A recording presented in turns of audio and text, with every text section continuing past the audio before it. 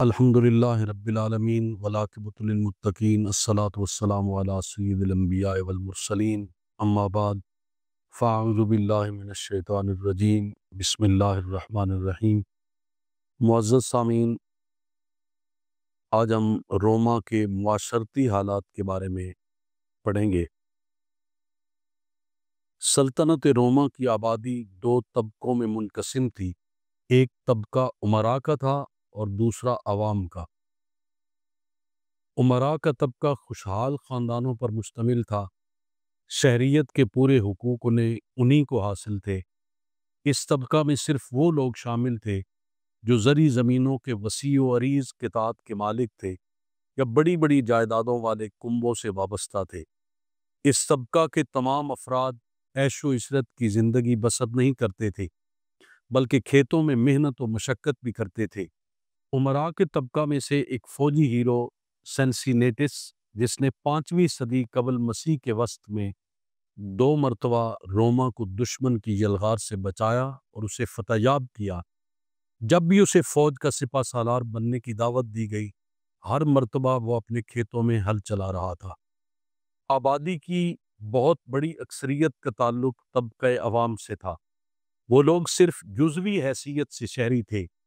جمہوریت کے ابتدائی دنوں میں انہیں یہ اجازت نہ تھی کہ فوج میں بھرتی ہو سکیں اور دفاعی خدمات بجا لائیں، لیکن وہ سپارٹا کے غلاموں کی طرح حد درجہ مظلوم بھی نہ تھے۔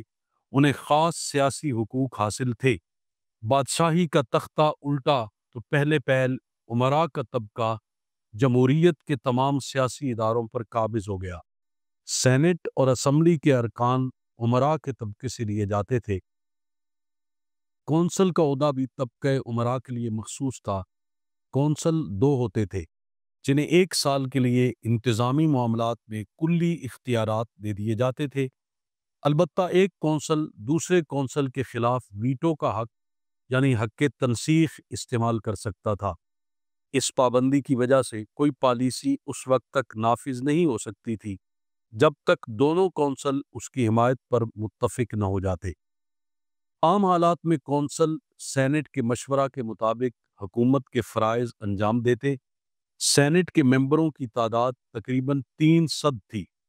یہ صرف امراء کے طبقے سے لیے جاتے تھے۔ سینٹ کو یہ اختیار حاصل تھا کہ اسمبلی کے فیصلوں کو ویٹو سے منسوخ کر دے۔ روما کے شہری، خواہ ان کا تعلق امراء سے ہوتا یا عوام سے، اسمبلی میں شرکت کا حق رکھتے تھے۔ تاہم تعداد میں قلیل ہونے کے باوجود امراء کا طبقہ ہی اسمبلی میں با اقتدار تھا۔ عوامی طبقوں کو طبقہ امراء کی اجارہ داری پسند نہ تھی، چنانچہ انہوں نے بہت جلد حقوق کا مطالبہ شروع کر دیا۔ رومیوں نے مصلحت اندیشی سے کام لیتے ہوئے عوامی نمائندوں کے مطالبات تسلیم کر لیے اور نظام حکومت میں ترمیم کر دی۔ عوام کو امراء کے طبقہ میں شادی کرنے کا حق، سینٹ کا رکن بننے کا حق اور کونسل کے عہدہ پر فائز ہونے کا حق دے دیا گیا۔ نیز انہوں نے قرضوں اور مزروعہ اراضی کے متعلق مختلف قوانین بنائے۔ قبل ازیں بہت سے کسان قرضہ ادا نہ کرنے کے باعث اپنی جائیدادیں کھو بیٹھتے اور انہیں غلام بنا لیا جاتا۔ جمہوریت نے مقروضوں کے خلاف سخت سزائیں منسوخ کر دیں اور جاگیروں کے لیے حد مقرر کر دی۔ کوئی آدمی مقررہ حد سے زیادہ جاگیر حاصل نہیں کر سکتا تھا۔ نئے مفتوحہ علاقوں میں ان کاشتکاروں کو کھیتی باڑی کے لیے قطعات اراضی دیے جانے لگے جن کے پاس اپنی زمین نہ تھی۔ ان اصلاحات کے باوجود خاندان اور دولت کو روما میں خاص اہمیت حاصل رہی۔ سینٹ میں بھی اثر و رسوخ کے حامل یہی لوگ تھے۔ دولت مند لوگ غریب عوام کے مقابلہ میں سیاسی اختیارات سے زیادہ فائدہ اٹھا سکتے تھے۔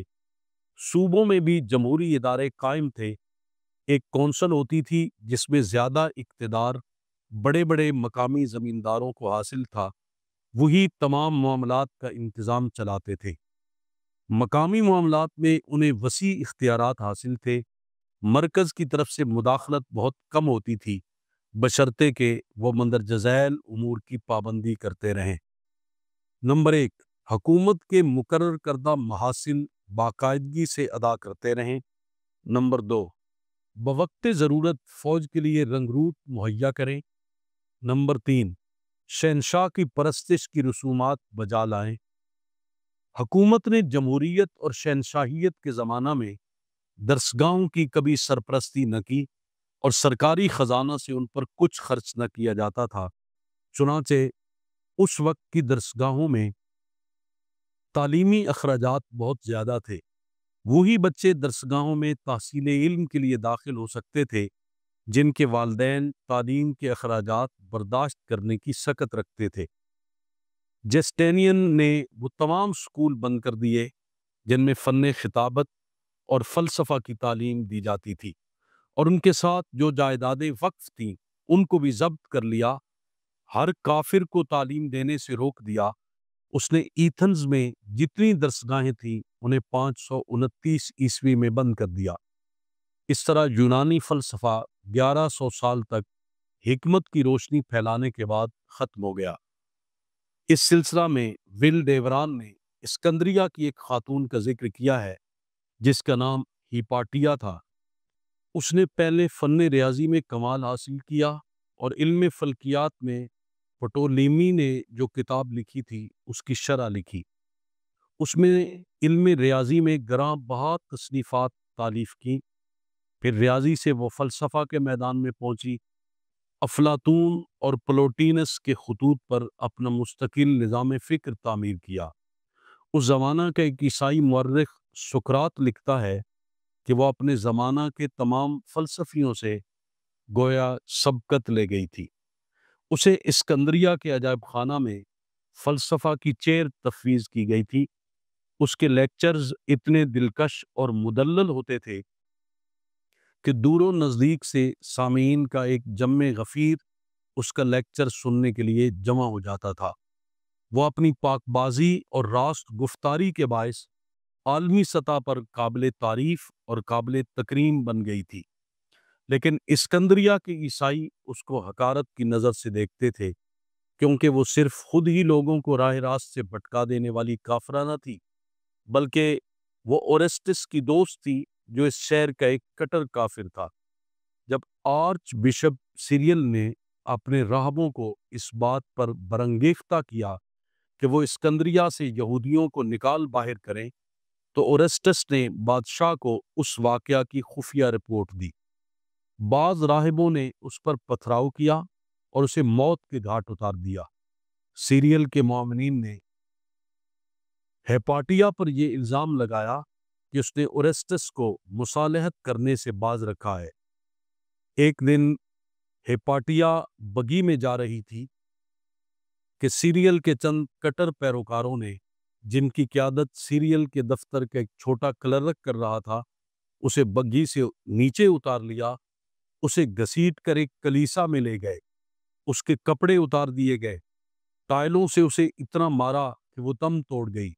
پھر انہوں نے اس کی لاش کے ٹکڑے ٹکڑے کر دیے اور اس کو نظر آتش کر دیا، لیکن بادشاہ نے ایسے سنگین جرم کا ارتکاب کرنے والوں کو کوئی سزا نہ دی، صرف یہ فرمان نافذ کیا کہ آئندہ راہب لوگ آزادانہ طور پر پبلک میں آ جا نہ سکیں۔ خوشحال رومی عیش و عشرت کی زندگی بسر کیا کرتے۔ وہ دیہات میں اپنے لیے بنگلے تعمیر کرتے۔ ان بنگلوں کی کھڑکیاں شیشے کی ہوتی، پانی کے لیے نل لگا دیے جاتے، اور انہوں نے حرارت پہنچانے کا بھی ایک طریقہ ایجاد کر لیا تھا جس کی وجہ سے نلوں میں گرم ہوا پھرنے لگتی۔ گویا ان کے بنگلے گرمیوں اور سردیوں میں ایک طرح کے ایئر کنڈیشنڈ تھے۔ ان کے کھانے پینے کا شوق جنون کی حد کو پہنچا ہوا تھا، چنانچہ وہ ایک مرتبہ کھانا کھا کر عمدن کہہ کر کے پیٹ خالی کر لیتے تاکہ دوسری مرتبہ لذیذ کھانوں سے لطف اندوز ہو سکیں۔ لیکن کسانوں کے لیے آرام کے سامان نہ ہونے کے برابر تھے۔ شہروں میں عام لوگ لکڑی کی بدنما جھونپڑیوں میں رہتے جو 6-6 7-7 منزلہ ہوتی۔ بے روزگاری عام تھی اور حکومت نے کبھی اس سنگین مسئلہ کی طرف توجہ نہ دی اور نہ کبھی اس کا کوئی پائیدار حل سوچا۔ چنانچہ نصف سے زیادہ آبادی خیرات پر گزر اوقات کرتی۔ رومی سلطنت کی تمام ریاستوں میں امیروں اور غریبوں کے درمیان وسیع خلیج حائل تھی۔ سلطنت نے رعایا کے لیے بلا امتیاز امیر و غریب حمام اور سرکس مہیا کر دیے تھے، جنہیں دیکھنے کے لیے اور ان میں غسل کرنے کے لیے کوئی ٹکٹ خریدنا نہیں پڑتا تھا۔ سرکس میں جنگی رتھوں کی دوڑ اور جنگی مقابلے ہوتے، دوڑوں میں شرطیں بھی لگائی جاتی۔ فقراء اپنی قسمت کو سنوارنے کے لیے ان شرطوں میں بڑھ چڑھ کر بازی لگاتے اور اس طرح ان کی جیب میں جو کچھ ہوتا وہ بھی ختم ہو جاتا۔ فقراء اپنی قسمت کو سنوارنے کے لیے ان شرطوں میں بڑھ چڑھ کر بازی لگاتے اور اس طرح ان کی جیب میں جو کچھ ہوتا وہ بھی ختم ہو جاتا۔